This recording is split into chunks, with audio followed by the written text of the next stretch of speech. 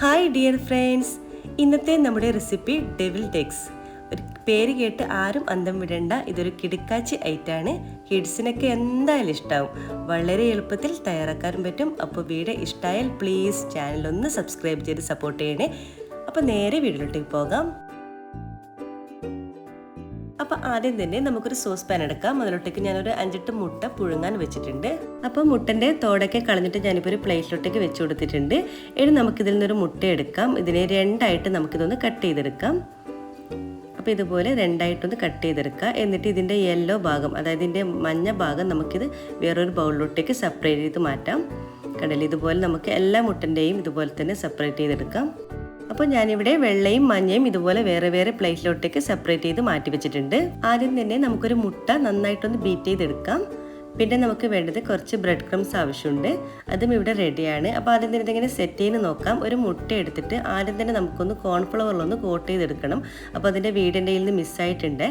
അപ്പോൾ അത് ആദ്യം തന്നെ കോൺഫ്ലവറിൽ കോട്ട് ചെയ്തതിന് ശേഷമാണ് നമ്മൾ മുട്ടയിലൊന്ന് നന്നായിട്ട് ഡിപ്പ് ചെയ്തെടുക്കുക.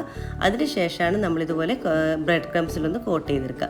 നന്നായിട്ട് തന്നെ എല്ലാ ഭാഗവും ഒന്ന് ബ്രെഡ് ക്രംസിലൊന്ന് കോട്ട് ചെയ്തെടുക്കുക. ഇതുപോലെ എല്ലാം ചെയ്തെടുക്കാം. അപ്പം മുഴുവൻ മുട്ടയും ഇതുപോലെ ബ്രെഡ് ക്രംസിലൊന്ന് കോട്ട് ചെയ്തെടുത്തിട്ടുണ്ട്. ഇനി പണിയൊന്നുമില്ല, നമുക്ക് ഫ്രൈ ചെയ്യാണ് വേണ്ടത്. ഞാനിപ്പോൾ ഒരു ചീനച്ചട്ടി വെച്ചിട്ടുണ്ട്. അതിൽ കുറച്ച് ഓയിൽ ഒഴിച്ച് കൊടുക്കുക. ഇതുപോലെ കുഴികൾ എന്തെങ്കിലും പാൻ എടുക്കുന്നതായിരിക്കും നമുക്ക് നല്ലത്. അപ്പോൾ കുറച്ച് ഓയിൽ നമുക്ക് വേണ്ടി വരുള്ളൂ. ഇനി നമ്മൾ കോട്ട് ചെയ്ത് വെച്ചിട്ടുള്ള ഓരോ മുട്ടയും ഈ ഒരു ഓയിലേക്ക് ഇട്ട് കൊടുക്കുക. ഇത് നന്നായിട്ട് 2 ഭാഗം ലൈറ്റ് ഗോൾഡൻ കളർ ആകുന്നവരൊന്ന് തിരിച്ച് ഇട്ട് കൊടുത്ത് ഫ്രൈ ചെയ്തെടുക്കാം. 2 ഭാഗം ലൈറ്റ് ഗോൾഡൻ കളർ ആകുമ്പോൾ നമുക്ക് എണ്ണയിൽ നിന്നും കോരി മാറ്റാം. ഇതുപോലെ ബാക്കിയെല്ലാം തന്നെ ഫ്രൈ ചെയ്തെടുക്കാം. അപ്പം മുഴുവനും ഇതുപോലെ ഫ്രൈ ചെയ്തെടുത്തിട്ടുണ്ട്. നമുക്കിത് സൈഡിലോട്ടേക്ക് മാറ്റി വെക്കാം. ഇനി നമ്മുടെ മുട്ടയുടെ യെല്ലോ പാർട്ടിലൊക്കെ കുറച്ച് കാര്യങ്ങൾ കൂടി നമ്മൾ ചേർത്ത് കൊടുക്കാനുണ്ട്. ആദ്യം തന്നെ ഒരു 1/4 ടീസ്പൂണോളം ഗരം മസാല പൊടി ചേർത്ത് കൊടുക്കാം.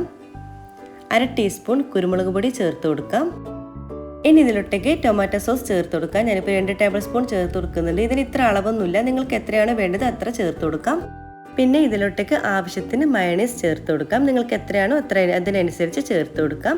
എന്നിട്ട് എല്ലാം കൂടി നന്നായിട്ടൊന്ന് മിക്സാക്കി എടുക്കുക. ആ കട്ടകളൊന്നും ഇല്ലാതെ നല്ലവണ്ണം ഉടച്ചു കൊടുത്തിട്ട് നന്നായിട്ട് മിക്സാക്കി എടുക്കുക.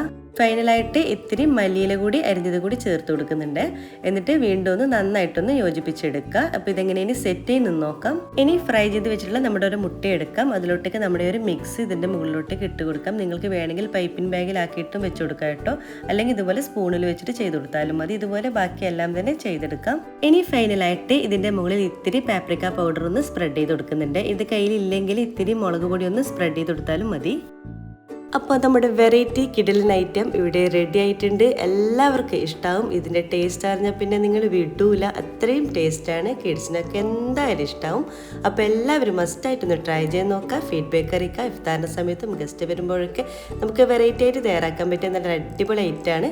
അപ്പോൾ എല്ലാവർക്കും ഇഷ്ടമായി എന്ന് കരുതുന്നു. അതുപോലെ തന്നെ വീഡിയോ ഇഷ്ടമായാൽ പ്ലീസ് ചാനലൊന്ന് സബ്സ്ക്രൈബ് ചെയ്ത് സപ്പോർട്ട് ചെയ്യണേ. ഇൻഷാ അല്ലാഹ് വീണ്ടും മറ്റൊരു നല്ലൊരു വീഡിയോയിലൂടെ വീണ്ടും കാണാം. അതുവരേക്കും എല്ലാവർക്കും താങ്ക് യു.